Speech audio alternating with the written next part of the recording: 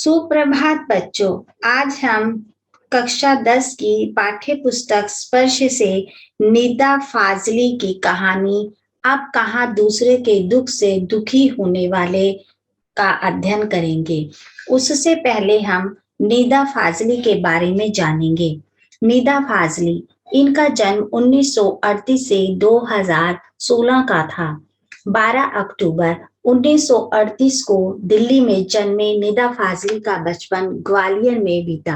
निदा फाजली उर्दू की साठोत्तरी पीढ़ी के महत्वपूर्ण कवि माने जाते हैं। आम बोलचाल की भाषा में और सरलता से किसी के भी दिलो दिमाग में घर कर सके, ऐसी कविता करने में इन्हें महारत हासिल है। वहीं निदा फाजली अपनी गद्य रचनाओं में शेर व शायरी पिरोकर बहुत कुछ को थोड़े में कह देने के मामले में अपने किस्म के अकेले ही गद्यकार हैं। निदा फाजली की लफ्जों का पुल नामक कविता की पहली पुस्तक आई। शायरी की किताब खोया हुआ सा कुछ के लिए 1999 के साहित्य अकादमी पुरस्कार से सम्मानित निदा फाजली की आत्मकथा का पहला भाग दीवारों के बीच और दूसरा दीवारों के पार शीर्षक से प्रकाशित हो चुका है। फिल्म उद्योग से संबंध रहे निदा फाजली का निधन 8 फरवरी 2016 को हुआ। यहाँ तमाशा मेरे आगे किताब में संकलित एक अंश प्रस्तुत है। आइए अब हम चलते हैं उनकी कहानी अब कहाँ दूसरे के दुख से दुखी होने वाले। बाइबल के सुलेमान, जिन्हें कुरान में सुलेमान कहा गया है, ईसा से 1025 वर्ष पूर्व एक बादशाह थे। कहा गया है कि वह केवल मानव जाति के ही राजा नहीं थे, सारे छोटे बड़े पशु पक्षी के भी हाकिम थे। वह इन सब की भाषा भी जानते थे। एक दफा सुलेमान अपने लश्कर के साथ एक रास्ते से गुजर रहे थे। रास्ते में कुछ चींटियों ने घोड़ों की टापों की आवाज सुनी तो डर कर एक दूसरे से कहा, आप जल्दी से अपने अपने बिलों में चलो, फौज आ रही है। सुलेमान उनकी बातें सुनकर थोड़ी दूर पर रुक गए और चींटियों से बोले, घबराओ नहीं, सुलेमान को खुदा ने सबका रखवाला बनाया है। मैं किसी के लिए मुसीबत नहीं हूँ, सबके लिए मोहब्बत हूँ। चींटियों ने उनके लिए ईश्वर से दुआ की और सुलेमान अपनी मंजिल की ओर बढ़ गए।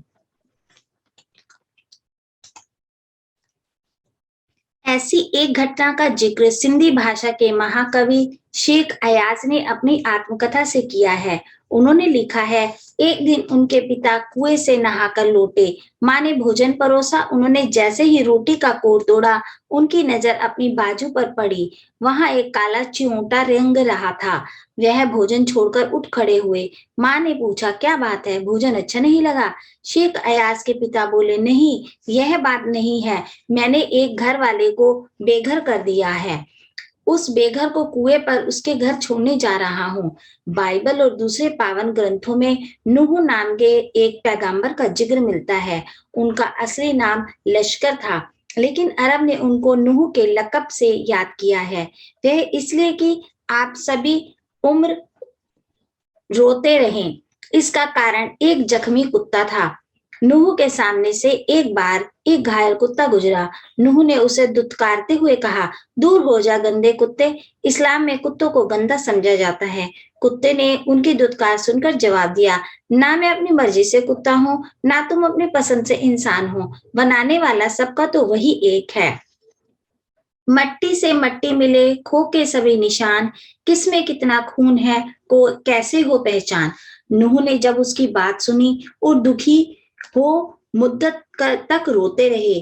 महाभारत में युधिष्ठिर का जो अंत तक साथ निभाता आता है, वह भी प्रतीकात्मक रूप में एक कुत्ता ही था। सब साथ छोड़ते गए तो केवल वही उनके एकांत को शांत कर रहा था। दुनिया कैसे वजूद में आई, पहले क्या थी, किस बिंदु से इसकी यात्रा शुरू हुई, इन प्रश्नों के उत्तर विज्ञान उसी तरह से देता है। धार्मिक ग्रंथ अपनी अपनी तरह से। संसार की रचना भले ही कैसे हुई हो, लेकिन धरती किसी एक की नहीं है। पंछी, मानव, पशु, नदी, पर्वत, समंदर आदि की इसमें बराबरी की हिस्सेदारी है। यह और बात है कि इस हिस्सेदारी में मानव जाति ने अपनी बुद्धि से बड़ी बड़ी दीवारें खड़ी कर दी हैं। पहले पूरा संसार एक परिवार के समान था, अब टुकड़ों में बंटकर एक दूसरे से दूर हो चुका है। पहले बड़े बड़े दालानों आंगनों में सब मिलजुल कर रहते थे, अब छोटे छोटे डिब्बे जैसे घरों में जीवन सिमटने लगा है।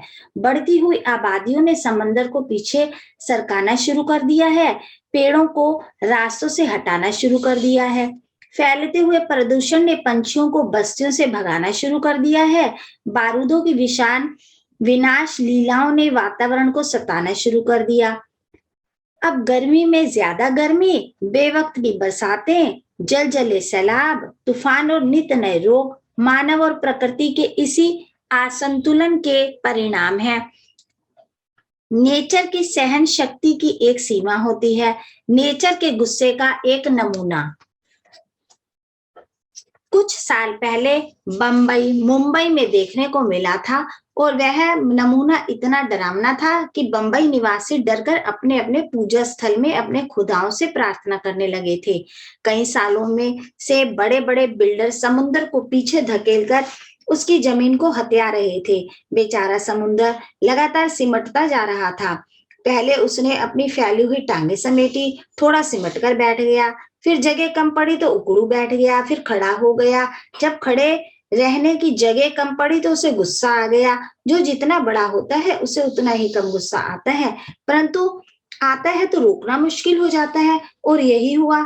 उसने एक रात अपनी लहरों पर दौड़ते हुए 3 जहाजों को उठाकर बच्चों की गेंद की तरह 3 दिशाओं में फेंक दिया। एक वर्ली के समंदर के किनारे पर आकर गिरा, दूसरा बांद्रा में काटरा रोड के सामने औंधे मुंह और तीसरा गेट ऑफ इंडिया पर टूट फूट कर सैलानियों का नजारा बना। बावजूद कोशिश वे फिर से चलने फिरने के काबिल नहीं हो सके। मेरी माँ कहती थी, सूरज ढले आंगन के पेड़ों से पत्ते मत तोड़ो, पेड़ रोएंगे। दिया बत्ती के वक्त फूलों को मत तोड़ो, फूलों बददुआ देते हैं। दरिया पर जाओ तो उसे सलाम किया करो, वह खुश होता है। कबूतरों को मत सताया करो, वे हजरत मोहम्मद को अजीज हैं। उन्होंने उन्हें अपनी मजार के नीले गुंबद पर घोंसला बनाने की इजाजत दे रखी है। मुर्गे को परेशान नहीं किया करो, वह मुल्ला जी से पहले मोहल्ले में आजान देकर सबको सवेरे जगाता है। सबकी पूजा एक सी, अलग अलग है रीत, मस्जिद जाए मौलवी, कोयल गाए गीत। ग्वालियर में हमारा एक मकान था। उस मकान के दालान में 2 रोशनदान थे। उसमें कबूतर के एक जोड़े ने घोंसला बना लिया था। एक बार बिल्ली ने उचक्कर 2 में से एक अंडा तोड़ दिया। मेरी माँ ने देखा तो उसे बहुत दुख हुआ। उसने स्टूल पर चढ़कर दूसरे अंडे को बचाने की कोशिश की, लेकिन इस कोशिश में दूसरा अंडा उसी के हाथ से गिरकर टूट गया। कबूतर परेशानी में इधर उधर फड़फड़ा रहे थे।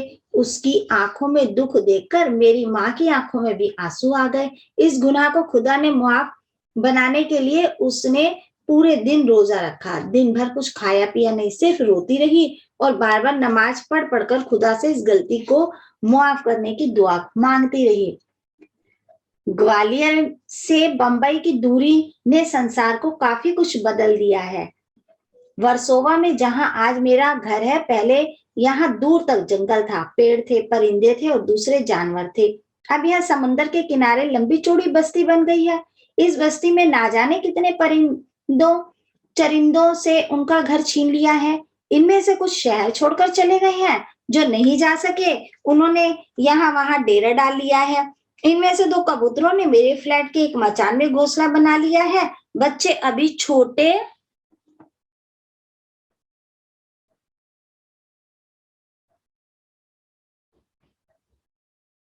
हैं, उनके खिलाने पिलाने की जिम्मेदारी अभी बड़े कबूतरों की है। वे दिन में कई कई बार आते जाते हैं और क्यों ना आए जाएं, आखिर उनका भी घर है। लेकिन उनके आने जाने से हमें परेशानी भी होती है। वे कभी किसी चीज को गिराकर तोड़ देते हैं, कभी मेरी लाइब्रेरी में घुसकर कबीर या मिर्जा गालिब को सताने लगते हैं। इस रोज रोज की परेशानी से तंग आकर मेरी पत्नी ने उस जगह जहां उनका आशियाना था एक जाली लगा दी। उनके बच्चों को दूसरी जगह कर दिया है। उनके आने की खिड़की को भी बंद किया जाने लगा है। खिड़की के बाहर अब दोनों कबूतर रात भर खामोश और उदास बैठे रहते हैं। मगर अब ना सुलेमान है जो उनकी जुबान को समझकर उनका दुख बांटे, ना मेरी माँ है जो इनके दुखों में सारी रात नमाजों में काटे। नदियाँ सींचे खेत को, तोता कुतरे आम, सूरज ठेकेदार सा सबको बांटे काम। अगर मेरी यह कहानी आपको अच्छी लगी हो तो मेरी वीडियो को सब्सक्राइब और लाइक करना ना भूले। धन्यवाद।